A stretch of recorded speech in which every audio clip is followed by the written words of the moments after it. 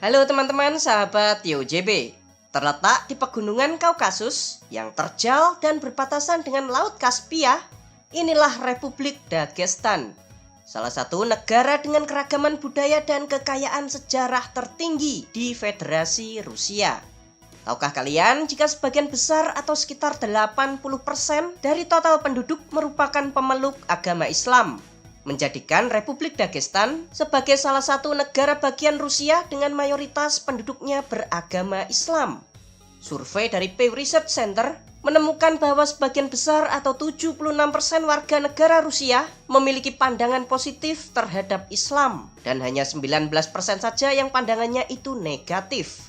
Sisanya itu netral-netral aja. Pak Khabib yang juga juara dunia MMA itu juga berasal dari sini teman-teman. Nah, kali ini kita akan membahas tentang Republik Dagestan. Pasti banyak di antara kalian yang belum tahu negara apaan ini. Yuk langsung saja ikuti Paimin menjelajahi Dagestan sambil makan sosis. Kiber, mari kita berangkat. Kembali lagi di channel TioJB, channel yang mungkin bisa menambah wawasan dan informasi yang mungkin belum kalian ketahui. Dari bukti arkeologis, Dagestan telah dihuni oleh manusia sekitar 100.000 tahun yang lalu. Pemerintahan awal dimulai ketika Kekaisaran Sasania dari Persia menguasai wilayah ini sekitar abad ke-5 Masehi. Pada tahun 643, datanglah serangan dari pasukan Muslim di bawah kekhalifahan Rasidin. Pada abad ke-7 sampai ke-8, Islam itu mulai masuk ke sini teman-teman.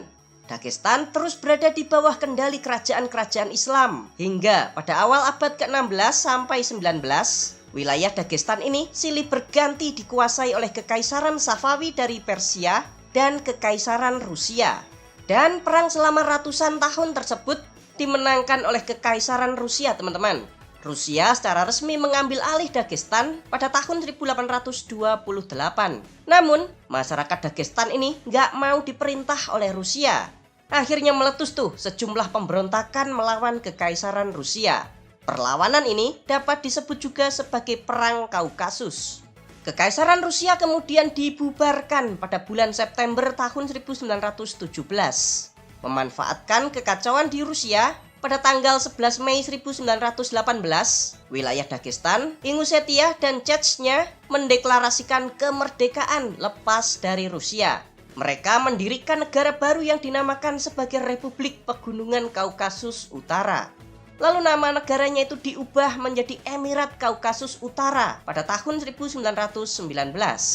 Namun wilayah ini kembali direbut oleh Rusia pada tahun 1920. Kemudian didirikanlah pemerintahan otonom yang bernama RSS Otonom Dagestan pada tahun 1921.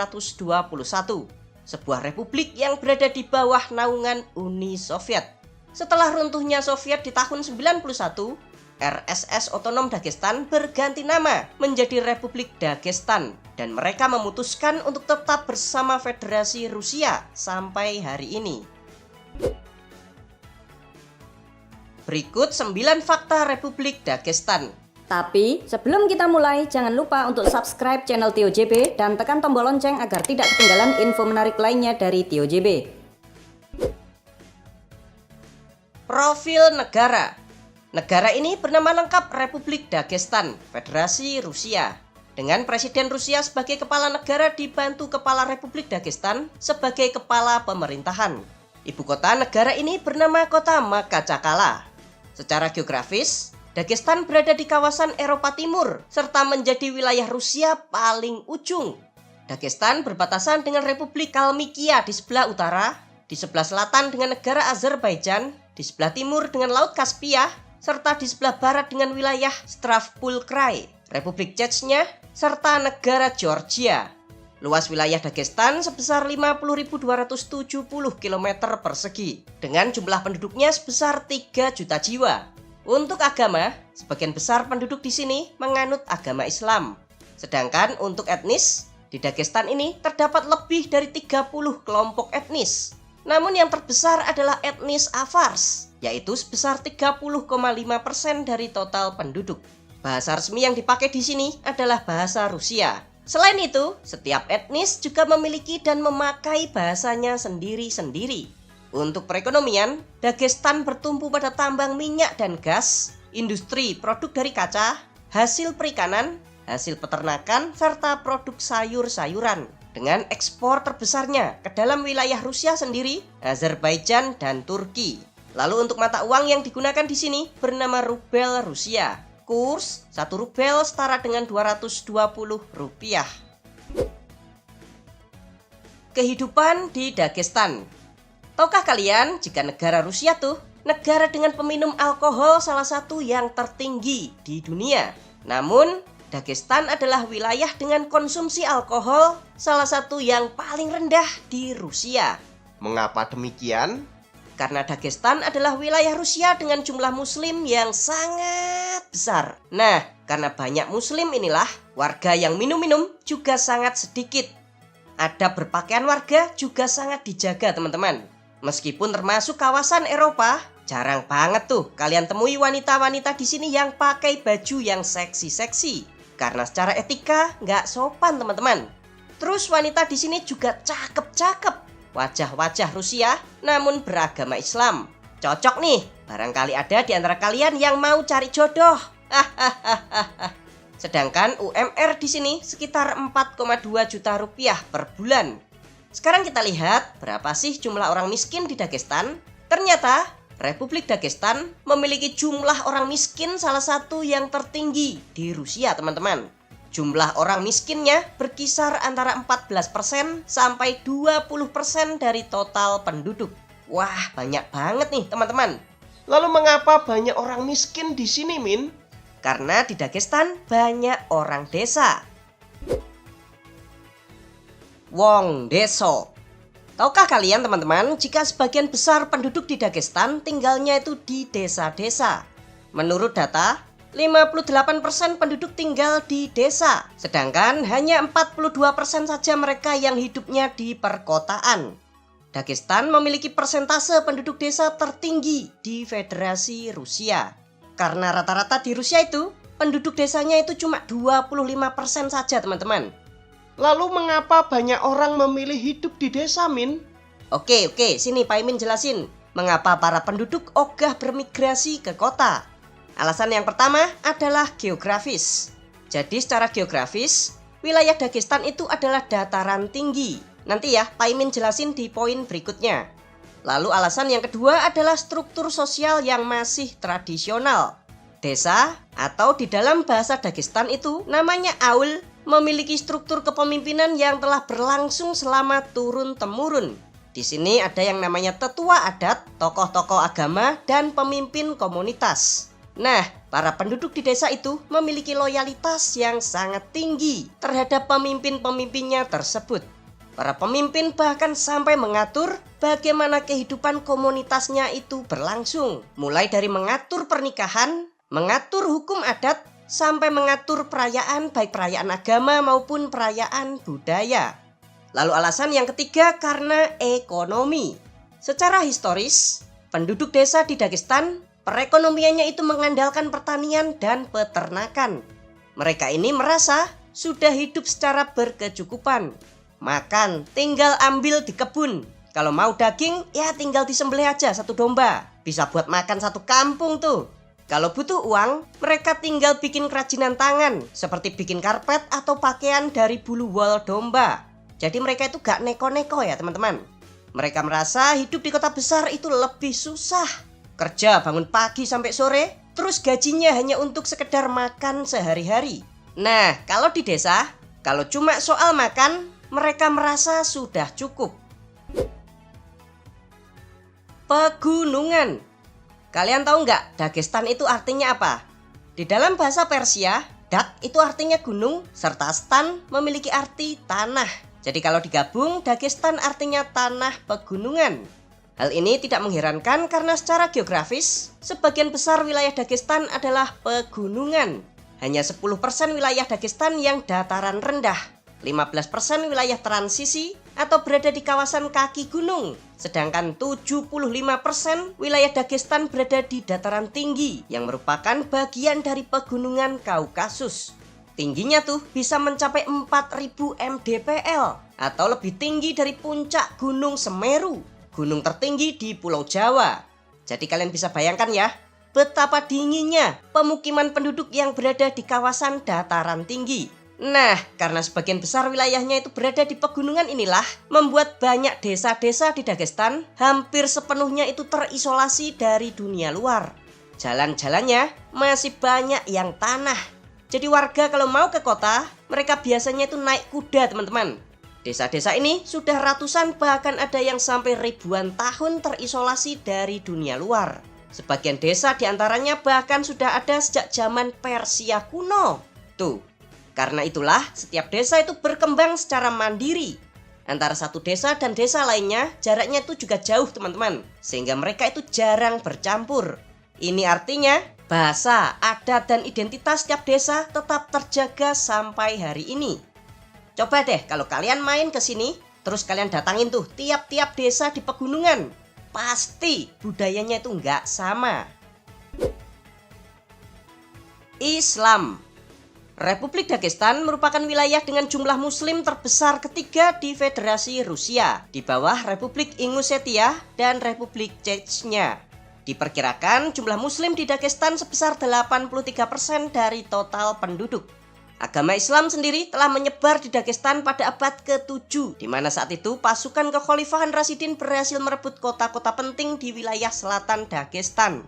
Meskipun Dagestan adalah wilayah yang sangat Islami, namun otoritas Islam di Dagestan mengeluarkan kebijakan untuk melarang para wanita untuk memakai cadar. Kebijakan ini dibuat pada bulan Juli 2024 yang lalu. Mengapa cadar dilarang?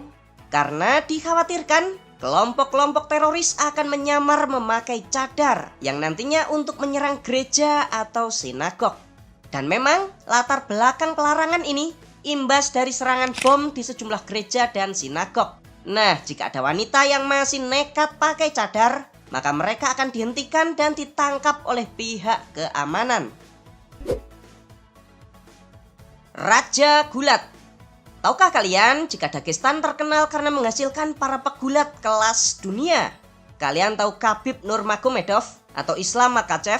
Keduanya merupakan juara dunia MMA. Keduanya juga sama-sama berasal dari Republik Dagestan ini, teman-teman. Tradisi gulat di Dagestan sudah berakar sangat kuat dan lama sekali.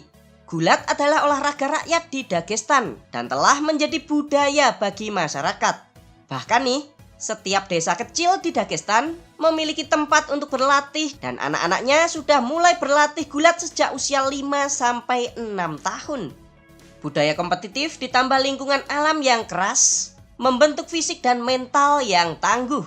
Bayangin aja teman-teman, latihannya aja di perbukitan, di gunung-gunung. Sehingga hal ini juga melatih stamina bagi para calon petarung. Tuh, hebat juga ya teman-teman. Tarian kuno. Tarian ini bernama Leskinska, sebuah tarian kuno dari suku Leskin di wilayah Dagestan. Keindahan tarian ini membuatnya menyebar dengan luas dan diadopsi oleh berbagai etnis di wilayah Kaukasus Utara, seperti Chechnya, Ossetia, hingga Georgia. Yang menarik teman-teman, penari laki-laki tampil dengan gagah dengan lompatan dan hentakan kaki kuat menyerupai elang. Ini menunjukkan maskulinitas dan kekuatan. Sedangkan penari wanita tampil sangat anggun dengan gerakan yang halus. Tuh, sampai kelihatan melayang-layang teman-teman. Kontras gerakan ini mencerminkan filosofi budaya Kaukasus. Laki-laki itu melambangkan keberanian dan kekuatan, sementara wanita melambangkan kelembutan dan kemurnian. Menurut sejumlah sejarawan, tarian ini telah berusia sekitar 1000 sampai 2000 tahun yang lalu. Wow. Wisata di Dagestan. Halo teman-teman sahabat TOJB. Pak Imin sekarang berada di kota Makachakala, ibu kota dari Republik Dagestan, Federasi Rusia.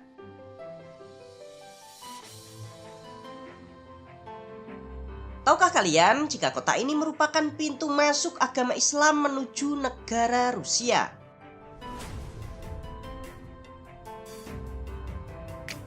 Agama Islam sendiri pertama kali hadir di kota ini pada sekitar tahun 724 sampai 743 ketika saat itu kekhalifahan Umayyah melakukan perluasan wilayah.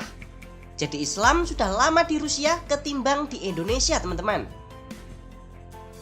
Diperkirakan saat ini terdapat sekitar 90% sampai 95% penduduk yang beragama Islam, dan sebagian besar dari mereka merupakan penganut mazhab Syafi'i. Makanya kalau kalian datang ke sini, kalian langsung bisa merasakan nuansa Islami. Kota Makachakala merupakan salah satu kota paling Islami di Rusia. Kota ini memiliki luas wilayah sebesar 468 km persegi dengan jumlah penduduknya sebesar 660.000 jiwa. Bagi negara Rusia, kota Makachakala merupakan wilayah yang sangat penting. Di kota ini terdapat sekitar 20 departemen penelitian milik Rusia. Dan terdapat pula industri pengolahan minyak Rusia. Kalian mau tahu nggak sebagus apa kota ini? Yuk sini yuk, ikuti Paimin menjelajahi Makachakala.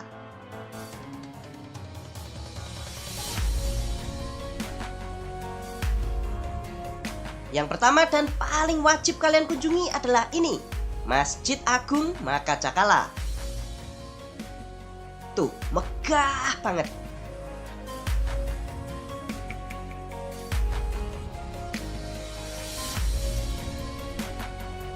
Masjid ini dibangun pada tahun 1991 dan dapat menampung jamaah sekitar 17.000 orang.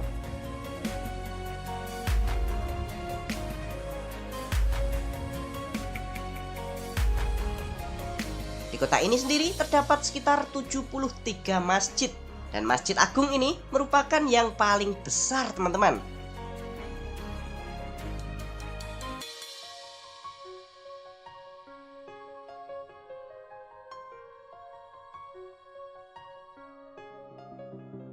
Kita berpindah 100 km di sebelah barat kota Makachakala. Di sini ada sebuah tempat yang sangat indah bernama Sulak Canyon. Tuh kan, bagus banget.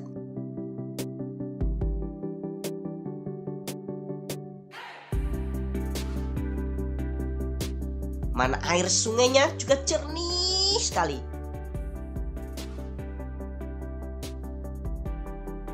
Gak jauh dari situ kita akan mengunjungi Bukit Pasir Sarikum. Jadi ini kayak gurun pasir tapi cuma satu bukit aja, teman-teman. Ya, panjang bukitnya ini sekitar 12 km. Sarikum adalah bukit pasir terbesar di Eropa.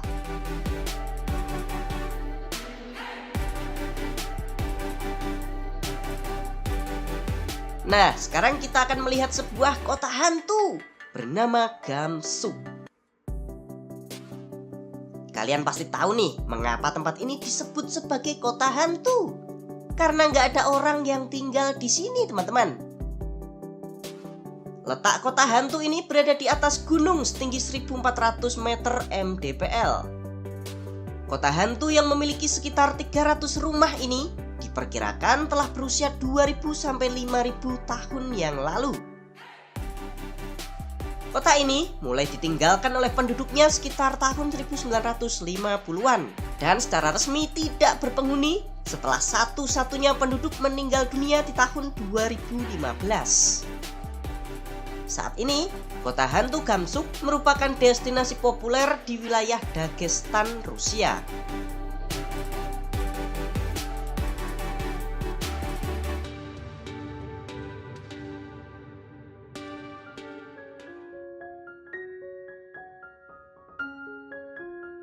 Sekarang kita berpindah menuju kota Derben, sebuah kota yang cukup misterius, teman-teman.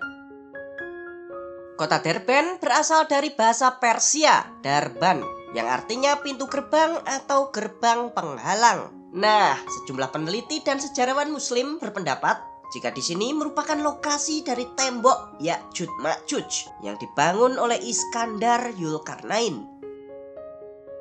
Di kota ini juga terdapat sebuah benteng yang bernama Narinkala, atau nama lainnya itu Gerbang Kaspia. Berada di atas bukit, Gerbang ini memblokade jalur di sepanjang pantai, sehingga dikatakan sebagai gerbang Kaspia.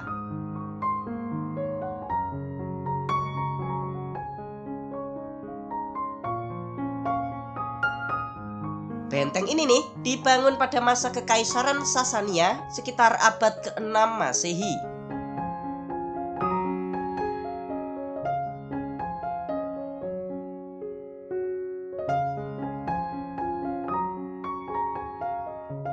Di kota ini kalian juga bisa mengunjungi Masjid Juma Derben, masjid tertua di Federasi Rusia. Dibangun sekitar tahun 734.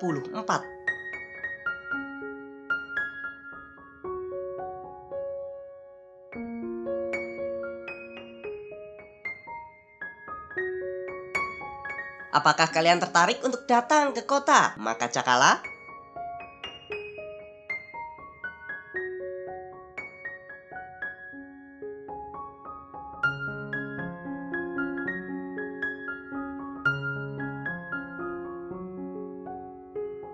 Untuk tiket pesawatnya pulang pergi Jakarta Makacakala, Republik Dagestan, sekitar 16 juta rupiah per orang.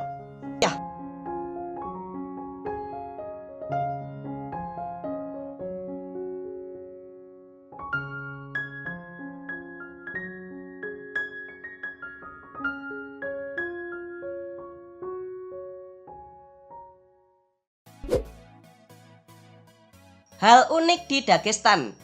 Tahukah kalian jika makanan yang bernama kinkali atau kinkal merupakan makanan nasional dari Republik Dagestan? Bentuknya seperti pangsit dengan isian daging domba cincang yang telah dibumbui rempah-rempah. Tuh, kelihatan enak banget teman-teman. Kalau ini namanya topi papaka, topi nasional dari Dagestan. Jadi kalau di Jawa ya kayak blangkon gitu teman-teman. Nah, topi papaka ini merupakan simbol status dan kebanggaan bagi laki-laki. Makanya topi ini sering dipakai dan tidak pernah dilepas meskipun ada di dalam rumah. Terima kasih teman-teman sudah nonton sampai selesai. Bagi kalian yang mau membantu dan mendukung channel Tio JB, kalian bisa kirim melalui super chat, super thanks, atau berlangganan secara eksklusif. Jangan lupa ya untuk subscribe channel Tio JB dan tekan tombol loncengnya agar kalian tidak ketinggalan video-video menarik dari kita. Silakan nih kalau ada request, kritik, saran, kirim salam, atau apapun itu kalian bisa sampaikan di kolom komentar. Sampai jumpa lagi dan